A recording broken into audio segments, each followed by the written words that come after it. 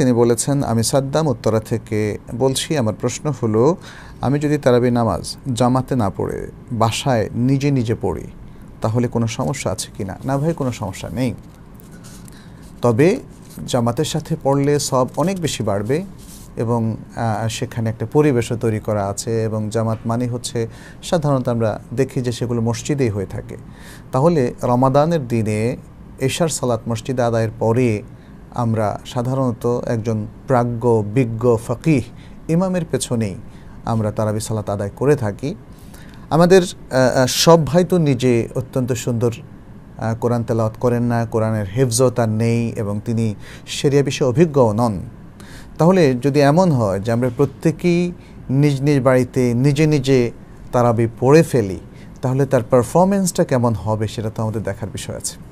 অবশ্যই সেটা আকাঙ্ক্ষিত মানে হবে না, কারণ অনেক ভাইয়ের কেরাত শুদ্ধ নয়, অনেকে খুব অল্প কিছু কোরআন তার মুখস্থ আছে, অতএব তিনি খুব দ্রুত তেলাওয়াত করে শেষ করে দিচ্ছেন। আবার অনেকে শরিয়ার মূল বিষয়গুলো জানেন না।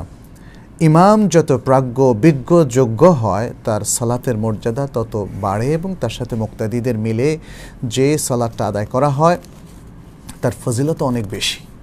সে বিষয়টা কিন্তু আমাদের মাথায় রাখতে হবে। আর অনেক সময় নিজে পড়ার কিছু রিজন আছে যেটা শরিয়াতে ভ্যালিড।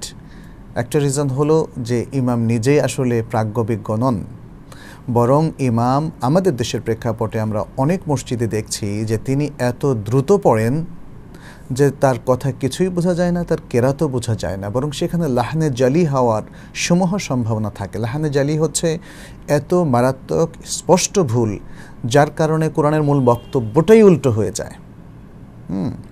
তো সেরকম হলে তো সালাতই বাতিল হবে। যখন ইমামের সালাত বাতিল হবে তাহলে মুক্তাদি যারা কেরাত শুনছেন এবং বুঝতে পারছেন এটা লাহানে জালি হচ্ছে, তাহলে সে সালাতও বাতিল হয়ে যাবে। সেই ক্ষেত্রে একাকী পড়া যায় অথবা অন্য ভালো ইমামের পেছনে পড়া যায়।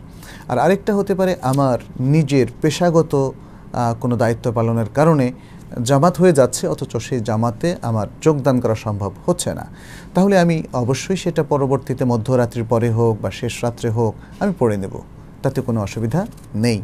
অতএব বিষয়গুলোকে একদম মোটা দাগে আমরা বলবো না, আমরা বলবো যে ডিটেলসটা একটু জেনে নিন, তারপরে আপনি নির্ধারণ করুন আপনার জন্য কি জামাতে পড়া বেশি উত্তম নাকি একাকী পড়া আপনার জন্য ভ্যালিড অথবা রেকমেন্ডেড। এভাবে চিন্তা করে আমাদের আমল করা উচিত।